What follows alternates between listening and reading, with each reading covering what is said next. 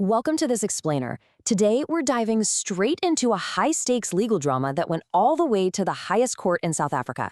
We're looking at how a seemingly straightforward workplace accident, literally just a slip and fall in a grocery store, ended up challenging the very foundations of the country's labor compensation system. We're analyzing the constitutional court judgment of Justi versus Score Supermarket Trading. It's an incredible story about workers' rights, the tricky balancing act of social legislation, and the tough choices societies make between individual justice and collective safety nets. It's a fascinating case, so let's get right into it. Okay, here's our roadmap for today. We'll start with a fall in the supermarket, look at the legal roadblock, and explore the constitutional clash. Then we'll weigh common law versus the Compensation Act, break down the rationality test, and finally get to the final verdict. Section 1. A fall in the supermarket. You know, every massive legal precedent usually begins with a very human story, and this one is no different. Let's ground ourselves in the facts. We're going back to December 27, 1995. Cesara Justa, who is working as a cashier, falls and gets injured at Score Supermarket, her actual place of employment. Jump ahead over a year later to April 29, 1997, and she takes action. She heads to the Eastern Cape High Court and launches a lawsuit against her employer.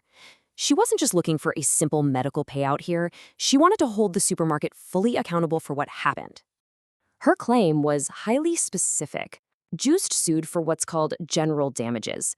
This basically means she was looking for compensation for things way beyond just out-of-pocket medical bills. We're talking about pain and suffering, loss of amenities of life, the whole shebang. Her argument? She alleged her injuries were the direct result of the negligence of one or more of her co-workers, the supermarket's employees, while they were on the clock. She blamed them, and by extension, she blamed the company. But getting a court to even hear that argument wasn't going to be easy, which brings us to a massive hurdle. Section 2. The legal roadblock.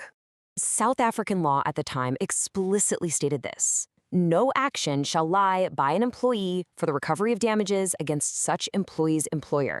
That is Section 35(1) of the Compensation for Occupational Injuries and Diseases Act. When Just brought her lawsuit, Score Supermarket didn't even try to argue about whether they were negligent. Instead, they hit her with a special plea based entirely on this exact section of the law. They basically said to the court, look, it doesn't matter if someone left a slippery banana peel the size of a surfboard in aisle 4 because the law strictly forbids an employee from suing their employer for damages. They used this to try and completely block her claim before it even saw the inside of a courtroom. To understand why that roadblock even exists, we gotta look at the law itself.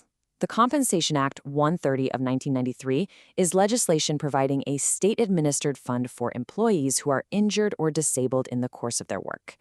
Now, this wasn't designed to be malicious towards workers. Actually, it's quite the opposite. It represents a systemic policy choice by the state. The whole idea is to handle workplace injuries through a collective, state-run fund rather than dragging everyone through messy, unpredictable individual lawsuits between workers and bosses. But Joste? Well, she felt this system was fundamentally unfair to her. Section 3. A constitutional clash. I want you to think about this question for a second. Does blocking an employee's right to sue their boss violate their right to equality before the law? This was Justa's brilliant, high-stakes counter-argument. She argued that because of this Compensation Act, employees were actually getting worse treatment than non-employees. Just think about it. If you or I, as random customers, walked into Score Supermarket and slipped because an employee was careless, we could absolutely sue the supermarket for everything they have. But because Just worked there, she was completely barred from doing the exact same thing. She argued that this unequal treatment was a direct violation of her fundamental rights. And she didn't just casually bring up her rights, she threw the whole constitutional book at them. She invoked several rights under the interim constitution. She cited her right to equality before the law, equal protection of the law, protection from unfair discrimination, her right of access to courts, and her right to fair labor practices. And guys, here is where the story gets really wild. The High Court actually agreed with her. The High Court judge ruled that Section 35(1) of the Act was inconsistent with the equality provisions of the Constitution. They declared it invalid and dismissed the supermarket's special plea. But to actually strike down an act of parliament, that order of invalidity had to be confirmed by the big boss, the Constitutional Court. Now, when the case moved up to the Constitutional Court, a heavy-hitting new player entered the arena. The Minister of Labor intervened. You see, the High Court had actually forgotten to notify the Minister of Labor about the initial case, which is a pretty big procedural oops for such a monumental decision. But the Constitutional Court made sure the minister was given the chance to step in and defend the law. Why? Because this piece of social legislation massively impacts the delicate balance between employers, employees, and society as a whole. The state had actively intervened in that relationship to create a specific balance, and striking down this law would have literally thrown the entire national labor system into chaos. Section 4. Common Law versus Compensation Act. What we really have here are two very different systems of justice going head-to-head. Under the old common law system, if you wanted compensation, you absolutely had to prove your employer was negligent. Under the Compensation Act, no proof of negligence is required at all. It's completely no fault. Process-wise, common law means expensive, time-consuming litigation that can drag on for years. The Act, on the other hand, offers a speedy administrative process. Now, let's talk payouts. Common law can include massive general damages for pain and suffering. The Act, however, is strictly limited to actual financial loss, like your medical bills and lost wages. And finally, look at the risk. In a common law lawsuit, the worker risks losing, paying the employer's legal costs, or winning only to find out the employer went bankrupt anyway. The Act provides a guaranteed payment from a central state-managed fund. So while common law offers the lure of much bigger potential payouts, the Compensation Act guarantees a faster, safer, no-fault safety net.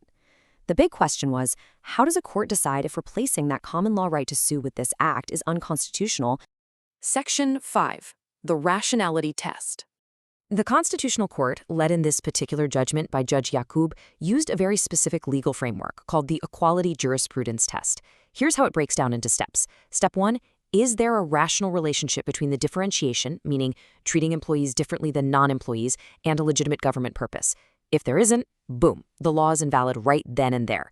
But if there is a rational relationship, we move to step 2. Does this differentiation amount to unfair discrimination? And if yes, step 3 asks, can that measure still be justified under the Constitution? Interestingly, Just's legal team actually conceded they didn't have evidence of unfair discrimination, so the entire case hinged purely on step 1. Was this law rational? To figure that out, the court looked right at the core of the legislation, which we can just call the trade-off. Employees get no-fault, guaranteed compensation out of a fund that is entirely financed by employers. But in exchange for that security, employees lose the right to sue those employers for general damages. The Constitutional Court found that this is undeniably a rational connection. The law isn't just arbitrary. This systemic trade-off is the exact mechanism that makes a comprehensive national compensation fund financially and practically possible. Think about it. If employers had to pay into the state fund and face the risk of limitless common law lawsuits on top of that, the whole system would collapse. Section 6. The final verdict. The crucial point here is summarized perfectly by Judge Yakub. He stated that courts should not make complex policy choices under the guise of rationality review. Juice's lawyers were basically arguing that the system could be better, that employees should get the safety net and the right to sue. They wanted the best of both worlds. But the court firmly declined the invitation to rewrite the law.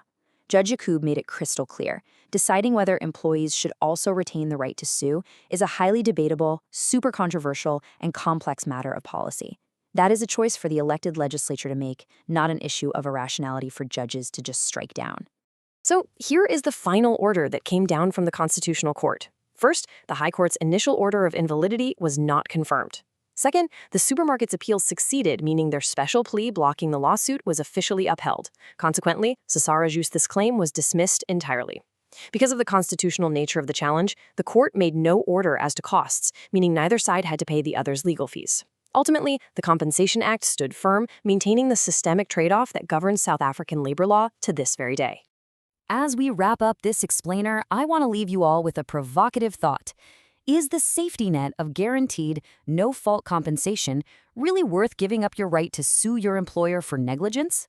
It's a profound question about the real-world trade-offs of social legislation. The law so often asks us to trade our individual potential for collective security. Whether that trade is perfectly fair is something society has to continuously negotiate. Thanks for joining me to break down this vital piece of legal architecture. Keep questioning, keep learning, and I'll catch you on the next explainer.